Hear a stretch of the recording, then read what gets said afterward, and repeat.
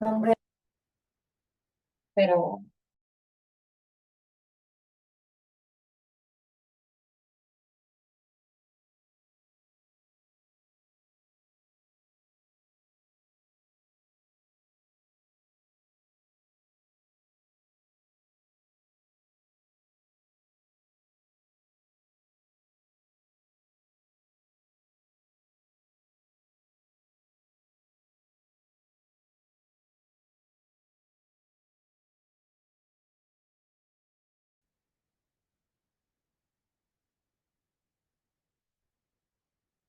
Okay, so I think it's time to start. Hello, everyone.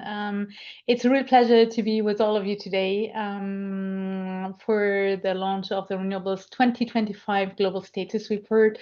My name is Rana Adib. I'm heading the Renewable Secretariat here in Paris, and I'm really glad that you're joining us for the presentation on the latest status and trends of renewable energy. Before diving into the numbers, I would like to quickly explain who Rent21 is. So Rent21 is a global network of over 120 institutional members from governments, industry, science and academia, and NGOs, but also a community of 4,000 plus members.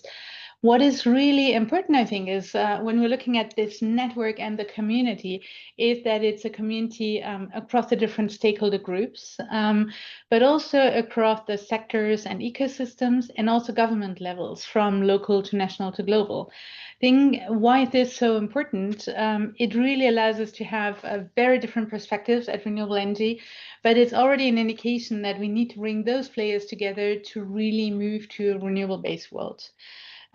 So building on this network, it's a very systemic view of the energy systems, but also the economies and society centered around renewables. Rent21 is also a global convener of dialogues and debates, but also a platform for the different players to collaborate and jointly strategically position renewables. Clearly a trusted source of crowdsourced and transparent intelligence. So the Renewables Global States Report is one of the examples. But also it's very clear that to inform and influence, we need more than the figures. So evidence base is important, but it's also about narrative building and agenda setting. I think the ones this community really allows is like close to what is really happening on the ground. And this really allows to have foresight thinking, so anticipating the future, but also system thinking. Now, very quickly, how are we doing this?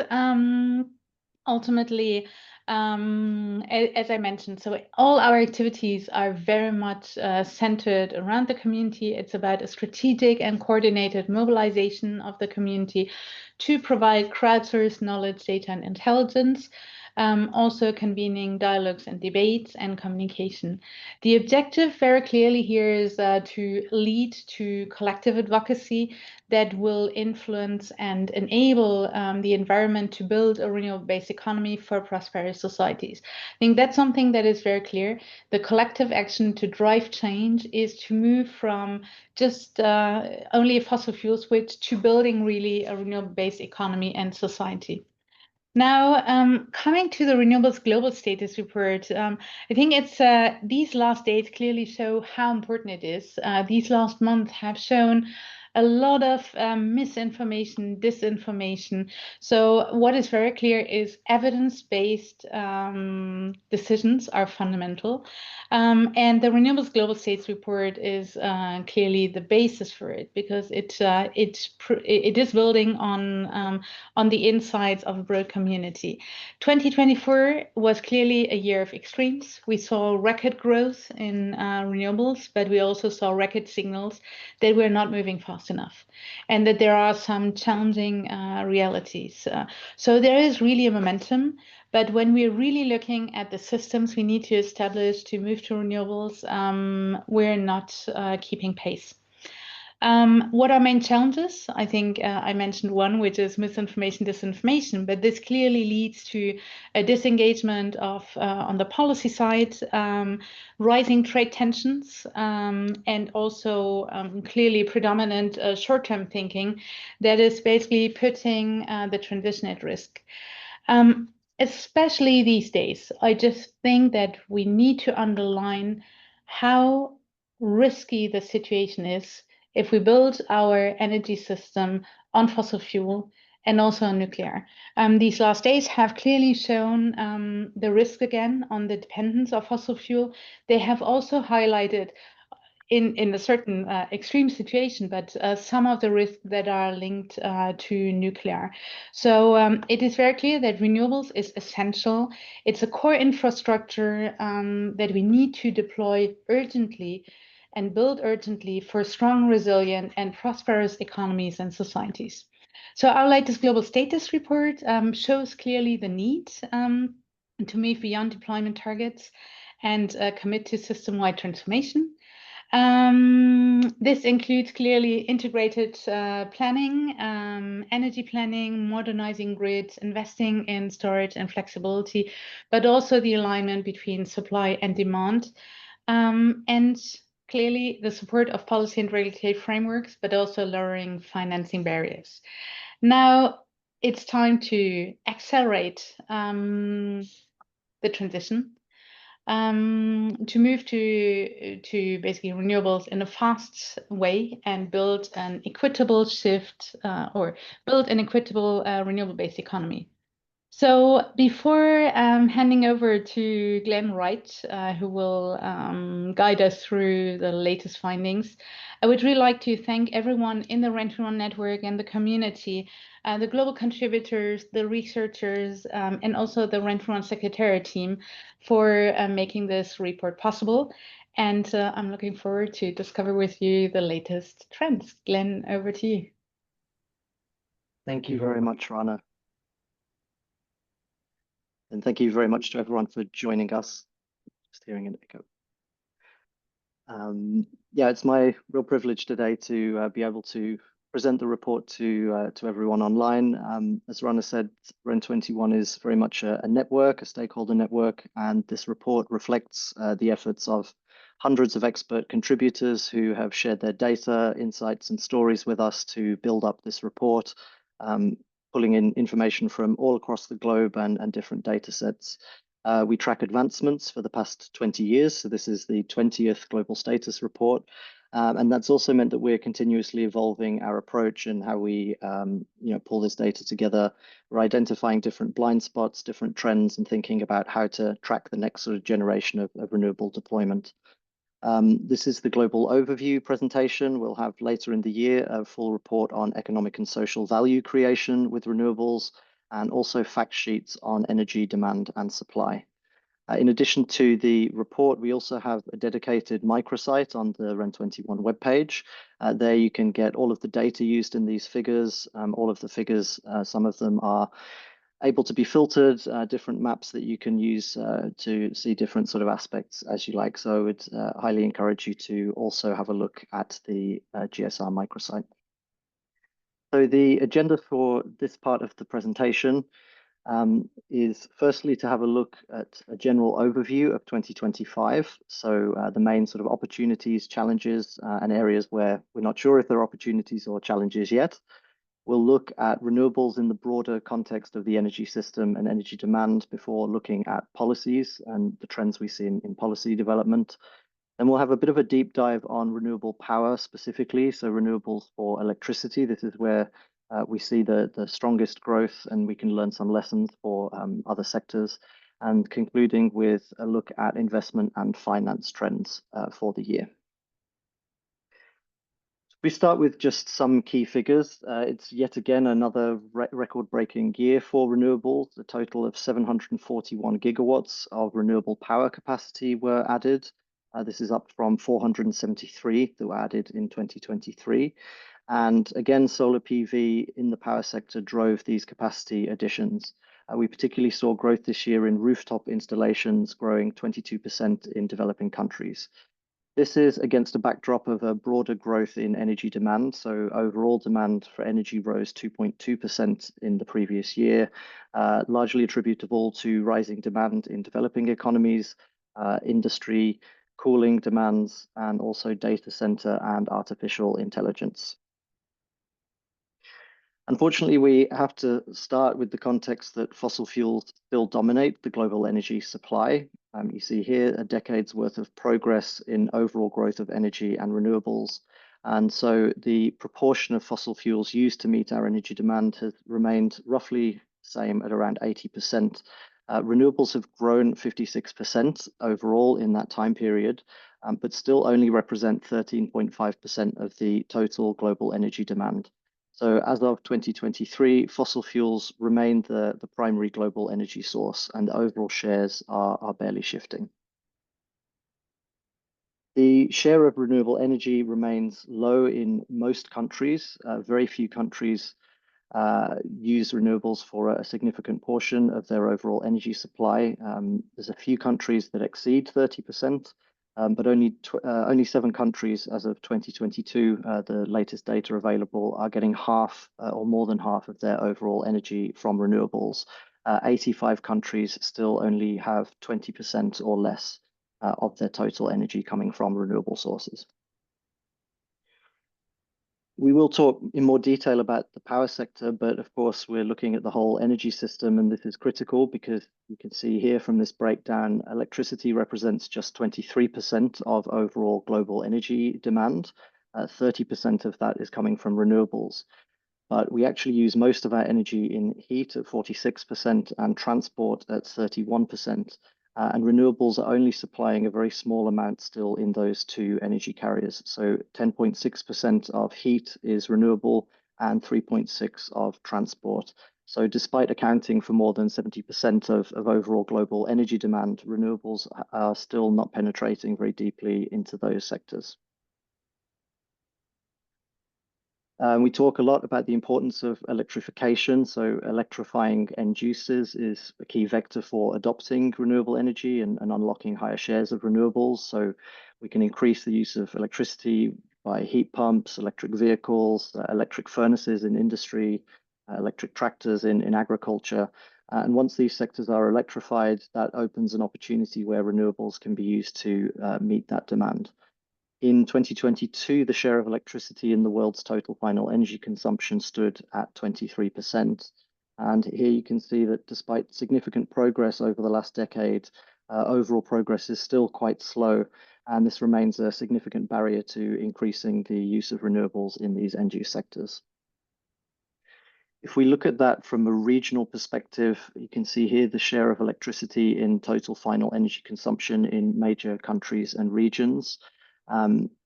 In many places, growth in electrification has stagnated in recent years, with the notable exception of China, which is now approaching a third of its energy consumption being from electricity.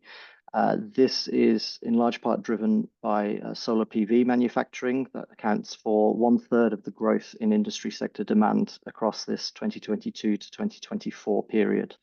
The building sector also accounted for a lot of this growth in China, and particularly demand for cooling, which accounted for about 40% of the electricity demand growth over the same time period.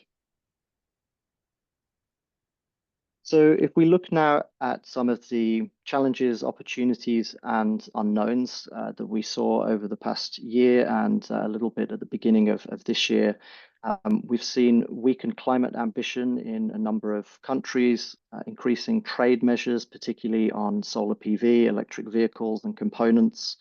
On the financing side, tight financial conditions and inflation, which is leading to investment uncertainty, and a number of sort of withdrawals or backsliding from certain private sector actors on their climate policy commitments, leading to policy uncertainty as well.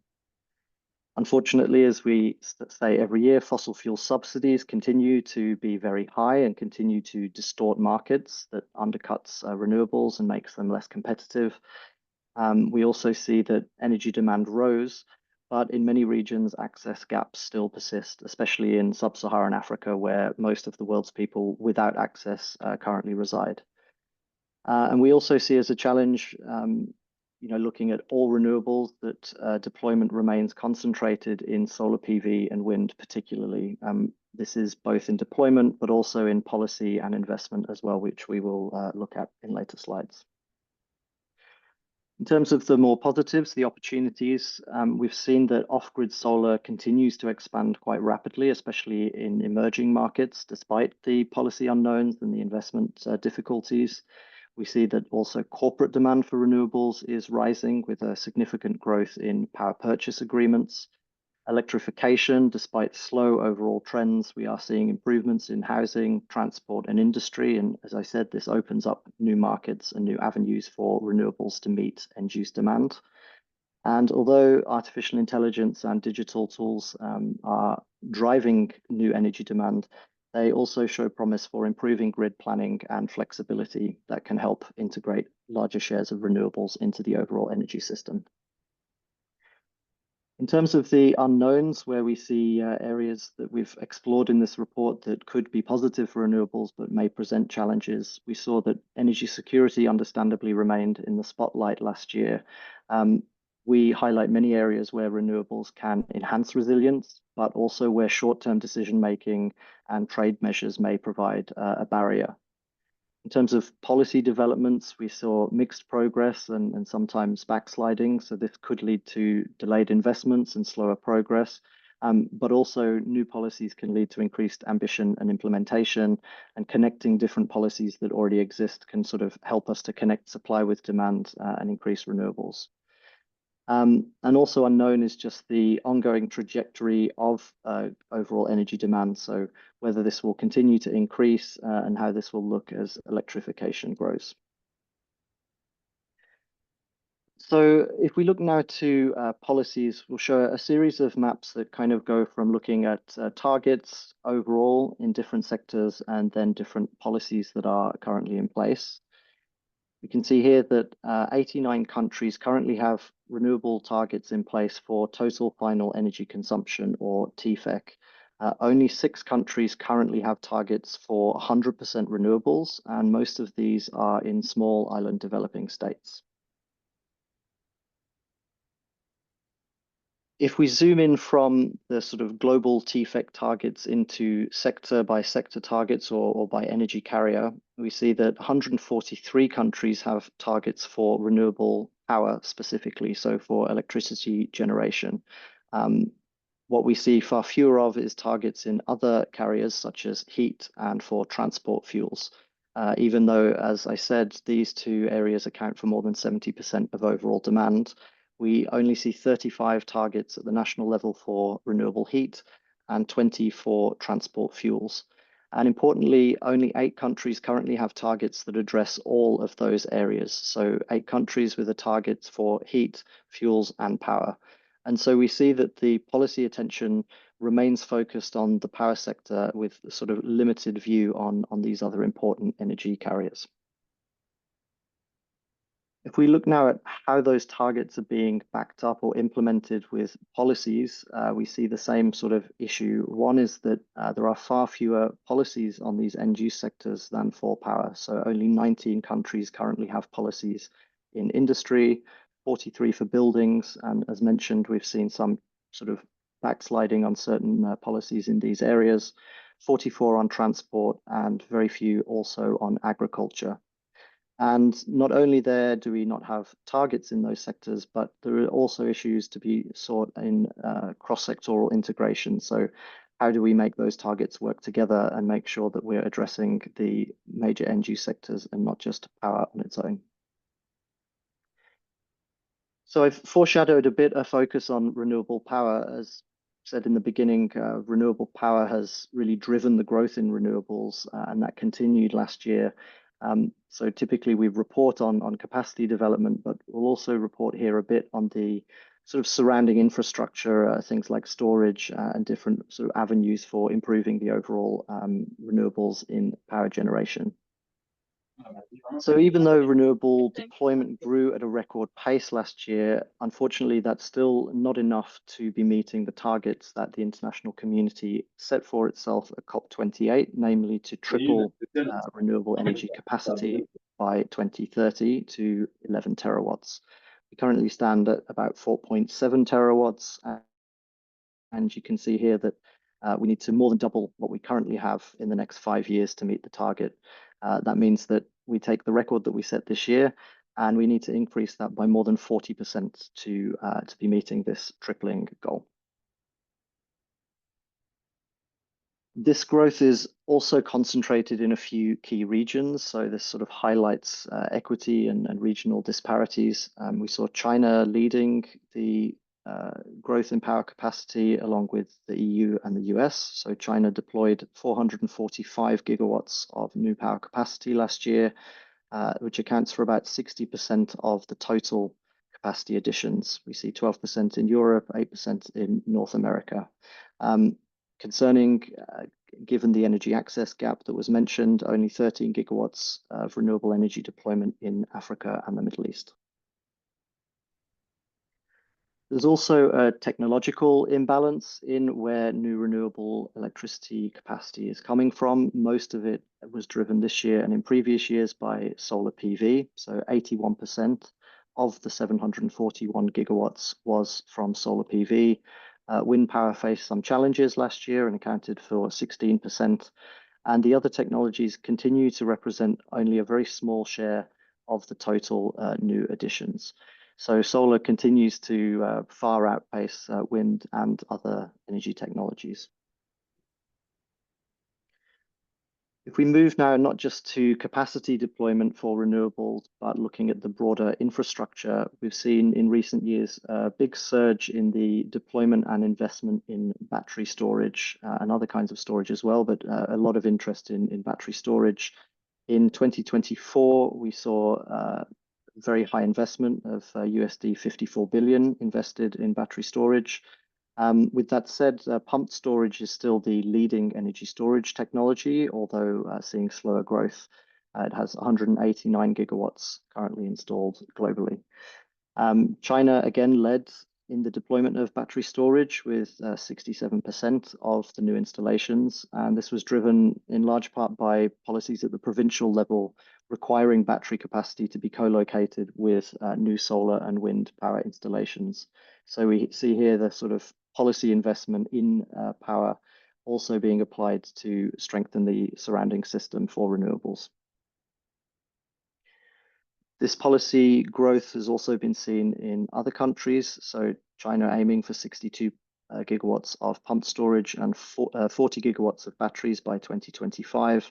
Other countries highlighted here, the US, Chile, Spain, and Greece, mostly focusing on battery storage with still relatively little policy attention being given to pumped storage and thermal storage. If we stick with the sort of systemic aspect of the power system here and look at the integration of shares of variable renewables into power systems, what you see here in this figure in the bars is the share of wind and solar being used for electricity generation. And in the orange bar and circle, you see the overall renewable contribution to power. And what we see is that 15 countries now generate over 30% of their electricity from wind and solar alone. And a number of countries are operating, above 80, 90% for total renewables. So that's including, for example, hydropower. And so this is sort of showing that it's possible to reliably operate a grid with high shares of variable renewables, particularly based on wind and solar. Turning now to investment and financing. Unfortunately, we start with a similar graphic showing that there is a significant gap between what we're currently spending, despite the high levels of investment, and what is required if we're going to meet the COP28 tripling target by 2030. So the current spending is less than half of what the annual need is. So we invested 728 billion USD last year, but nearly 1.5 trillion is required every year in order to stay on track towards that goal. So we need to effectively double the amount that we're investing per year to reach that 1.5 trillion. We see a similar disparity in the investment as we do in deployment. Fossil fuels still represent a far greater share of investment than renewables. We've seen a growth in investment in technologies that can support and unlock greater shares of renewables, like electric vehicles and heat pumps, and also in grids and storage. But the investment in renewable energy technologies themselves, even though it's growing, does remain quite low and far lower than fossil fuel and nuclear. So in addition to the subsidies, there's also this ongoing investment into new fossil fuel power capacity. We see the same disparity in investment for technologies. So solar, again, is drawing most of the investment in renewable power technologies, 521 billion USD last year. Wind was slightly down to 195 billion. And we see that for all of the other technologies and fuels, a stagnant or slightly declining level of investment, and really just a fraction of what is being invested in solar. So although we've hit a record amount, technologies like wind and renewable fuels are seeing stagnating or falling support. We spoke of this last year, and this has been an issue that has increased, is the cost of capital, particularly in low-income countries, that's blocking investment in new renewable technologies. So here we focus on onshore wind and solar PV. And you can see that in developing economies in 2024, the cost of capital for solar PV projects is at 15%, which is almost double or more than double what it is in advanced economies. And what this means is that it remains much more expensive to finance renewable energy deployment in the very places where it is most needed. And so this represents, an ongoing disparity between high-income and low-income countries in accessing the finance needed to scale up renewable deployment. But there is some positive response to this difficulty with the cost of capital, is that in spite of those costs, we're seeing a surge in particularly small-scale solar PV and solar thermal in many developing economies. So in Pakistan, last year installed 12.5 gigawatts of rooftop solar PV. This was without subsidies, and this reflects this growing trend towards decentralized generation, but also using renewables to deal with unreliability and access issues and to deal with surging prices. We also saw that in South Africa, capacity additions of solar PV increased quite a lot as well behind the meter between March and September in 2023. In terms of solar thermal, this has also seen a surge in interest, particularly in Southern Africa and Latin America. So solar thermal growth was reported 40% in Mozambique last year, 12% in South Africa, and also some growth in Mexico and Brazil. So this is sort of showing that despite these investment difficulties, small-scale solar is actually proving to be still quite a popular choice to meet energy needs. If we look then from sort of the distributed renewables up to the more corporate level, as I mentioned in the beginning, we're seeing that large companies who are seeking price stability and sustainability in their energy supply are signing power purchase agreements at very high levels. So 69 gigawatts was contracted for in 2024. That's up 35% from the previous year. And again, this is a reaction to having higher energy demands and seeking some sort of long-term price stability and getting that from renewables. So this is sort of showing the growing confidence in renewables from major industrial actors and also from big technology companies. So I'll do my best here to summarize. There's a lot more in the report, but this is the sort of key narratives that we've identified this year.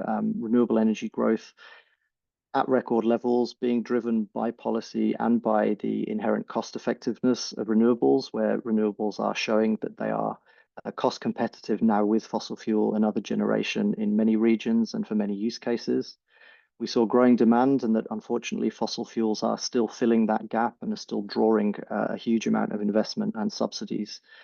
And we also see that structural barriers are slowing the deployment of renewables. So we talked last year much more about permitting delays, grid constraints, labor shortages, and all of these continue to be structural barriers in the energy system that are slowing down or limiting the extent to which renewables are being able to develop. We clearly need more policy certainty and coherence. We've mentioned that the power sector has seen a lot of success by having targets, by having policies that back these up. But this is very much for one sector and on the supply side. And clearly, what we need are more policies that support supply for the end use sectors and connect the energy supply with energy demand. So policies that address the whole energy system. And to conclude, I sort of end where Rana started us by saying that the key message really in the report this year is that renewables remain strong and resilient and deployed in record numbers despite the backsliding on policies and the investment challenges. And we see that renewables aren't just a climate solution anymore; they really are essential infrastructure. And in a world where you have intersecting crises going on, renewables can be deployed to support not just climate goals, but sustainable economic development, public health, and also to enable energy security. So with that, I'll thank you very much, and we'll open the floor up to questions.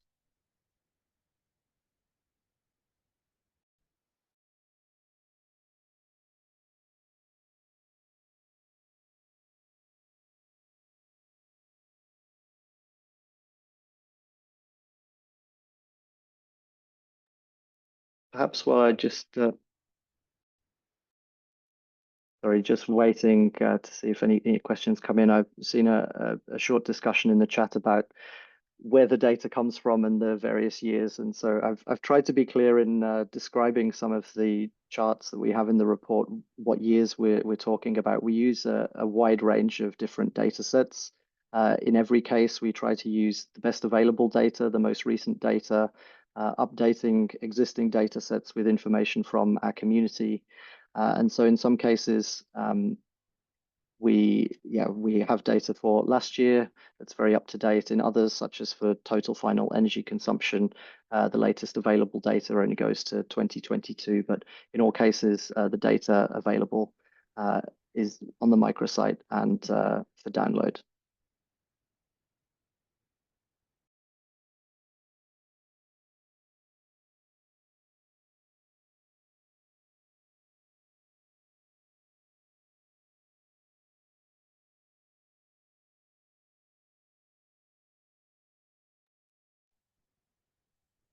I would invite if anyone has questions, you're welcome to raise your hand and take the floor. If not, you're also welcome to post in the chat.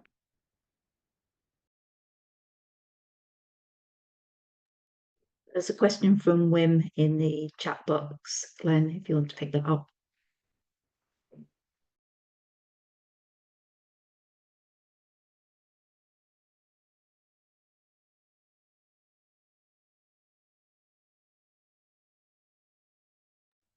I see one question which perhaps a sensitive one to address, but I see it in the chat and I will. Have we seen any impacts or more awareness around policies around forced labor in the PV value chain and its impact?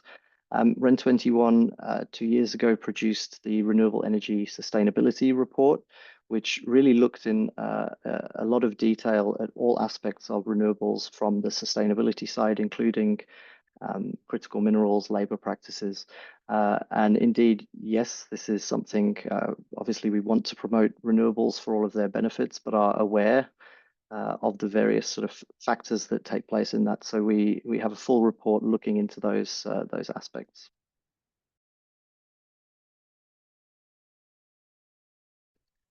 I see also a question on what the new capacity represents. So we go into a lot of specifics in each section for each technology in the report. Generally, we are talking here about deployed capacity, so capacity that is actually operational. Obviously, for some technologies with longer deployment chains like wind, there are many different ways you might report whether they've been constructed, grid connected, etc. And in all cases, we provide specifics about exactly how we're calculating those figures. But in short, yes, 741 gigawatts means 741 new capacity deployed and operational.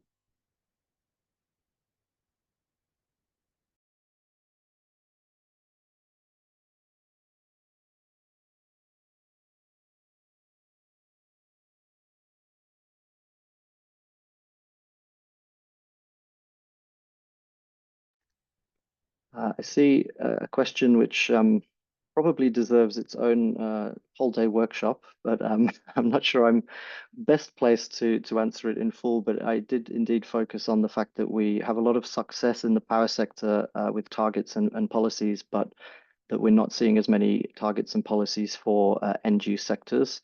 And the question here is, what are some ways that we can build policies that integrate renewables in industry and agriculture? We do have additional insights in the report about, how these policies work and what can be done. Step one, obviously, is to start developing policies. So having something like a power target is relatively simple to develop, and there's plenty of precedent for doing that. So this is a very easy thing to create a target for, a share of renewables in the end use sectors is a good starting point. When it comes to something obviously like agriculture, industry, buildings, they're much more complex as sectors, and so this requires a much greater amount of thinking and sort of joined up analysis in order to make the policies coherent and to make the different targets work together. Rana. Yes, maybe to also jump in on this. I think that's really something where from Rent on one side we have since many years, and given the fact that we observed a disconnect between the power sector and basically the heat sector and the transport sector, very much looked into the disconnect that we have between energy supply thinking and the deployment of renewable energy and the demand sector.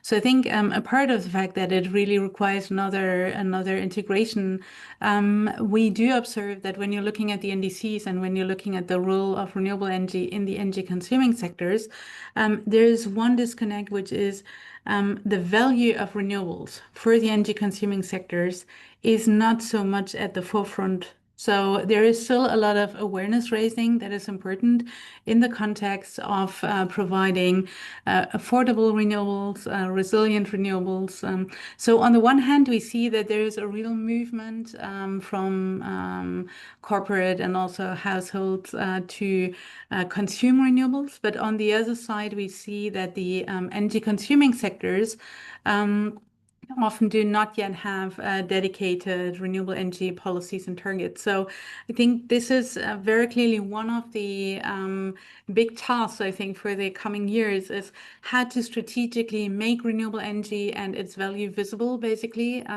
to these decision makers, to policymakers in these sectors. And I think it's fair to mention here that one of the upcoming modules, Glenn had mentioned it, looking at the economic and social value creation of renewables that will be published in October, it's clearly will provide evidence that is important to bring to decision makers in those sectors. So it's basically we look at energy, but from different angles, and one of the tasks is to bridge these perspectives. Over to you, Glenn.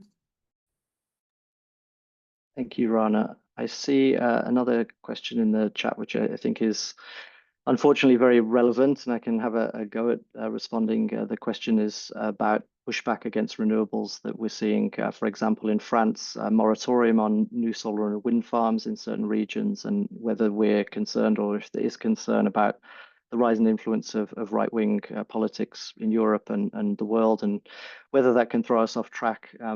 So, of course, we report for the previous year, but we're well aware of the ongoing trends. And yes, unfortunately, we are absolutely seeing a rise in anti-renewables and anti-net zero rhetoric from right-wing and populist parties, particularly in Europe, but also in the US. And it is unfortunately shaping to some extent the public discourse. And so this comes back to Rana's initial point about disinformation and misinformation and how do we combat that.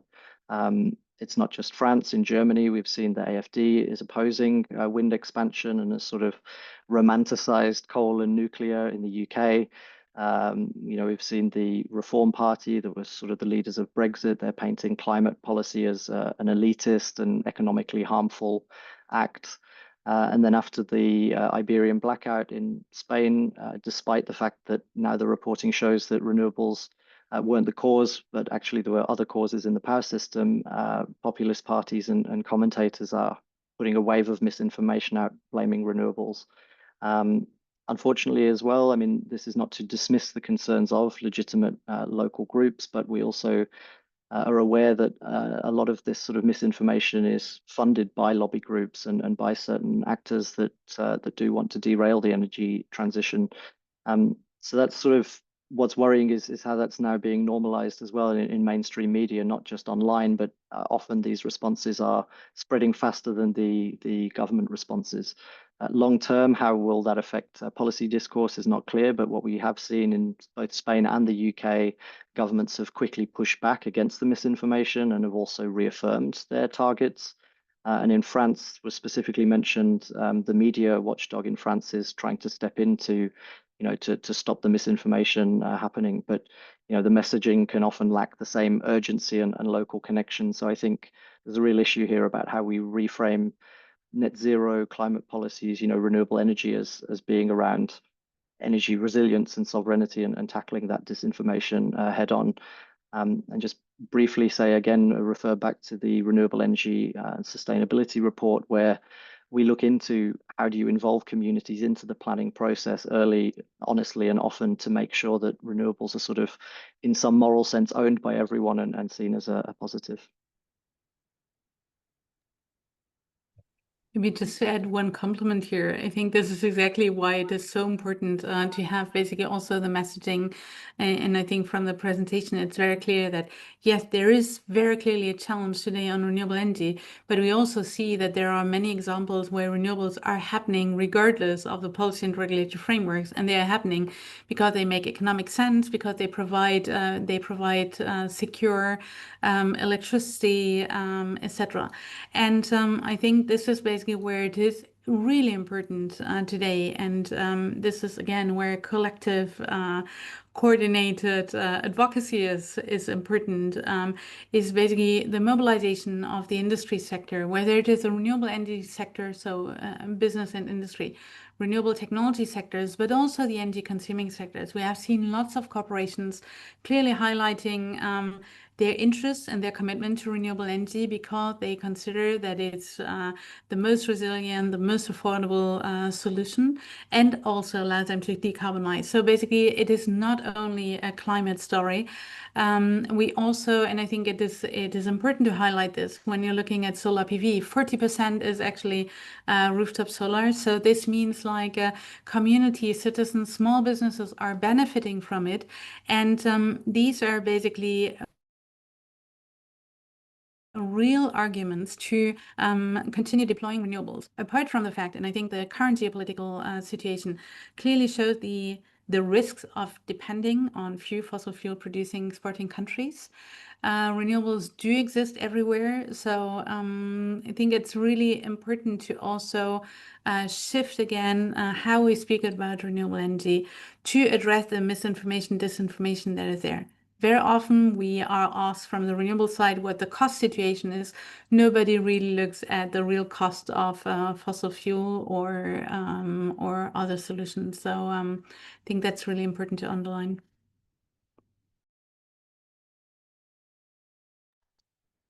Yeah, thank you, Rana.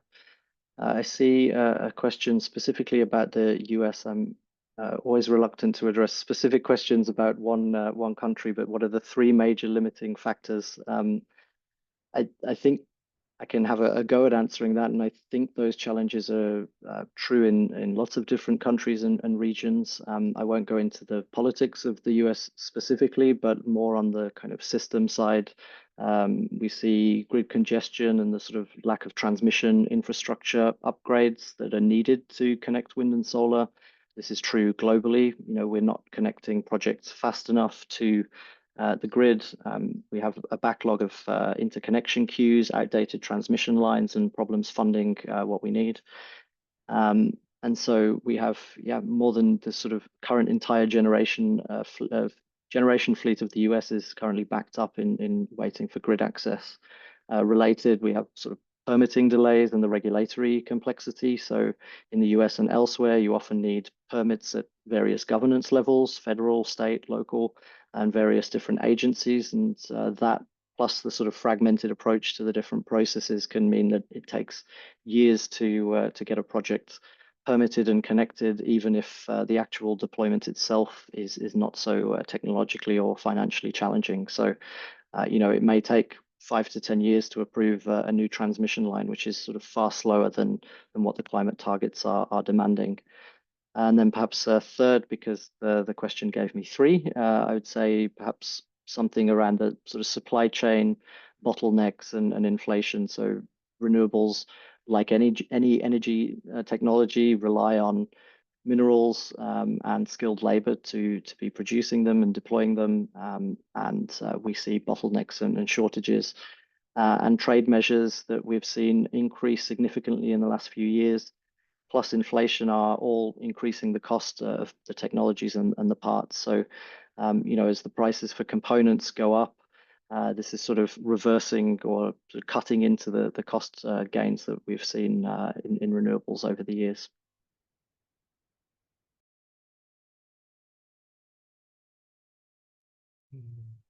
Sorry, again, just also to complement one part, because I think it's we hear, you see, I mean, we have lots of media interviews, for instance. Very often there is a question on the bottleneck and critical minerals, etc. I think it is really important to underline when we're comparing these things, we're comparing apples and pears to some extent.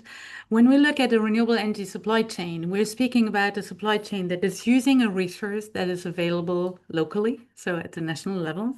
A technology that might not be available locally, so needs to be imported, but that is continuously using this resource. So we don't have a continuous dependence of imports. That's something that is really important to underline.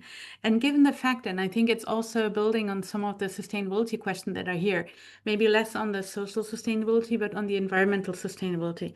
Once you have, for instance, bought batteries, given the fact that there is high shares of recycling, the industry is very actively looking basically into eco-design of the different technological components, uses and recyclability basically of the material, etc.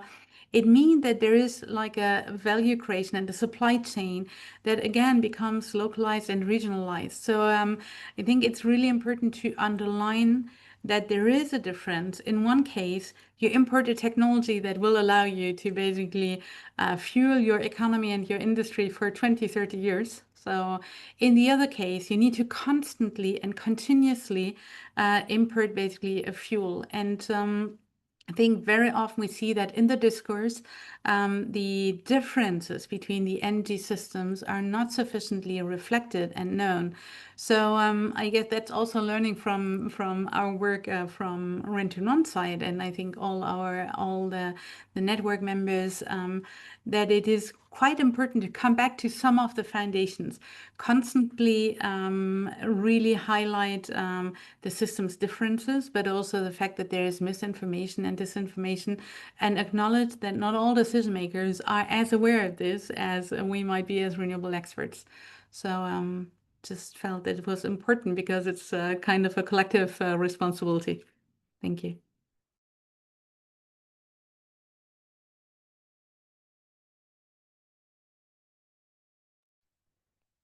Great. Well, thank you very much, everyone, for your questions. I did also see a couple of points in the chat about data. We're always very data hungry, so we're using as many different data sets and triangulating and processing as best we can. So please do keep in touch. The report is coordinated by the Secretariat, but is very much a community effort from hundreds of people contributing and reviewing and enabling us to figure out the different trends and to do this reporting every year. So with that, I'll thank you all very much for your contributions, for joining us for the the interesting questions. The data packs are available on the microsite alongside interactive figures and the whole report.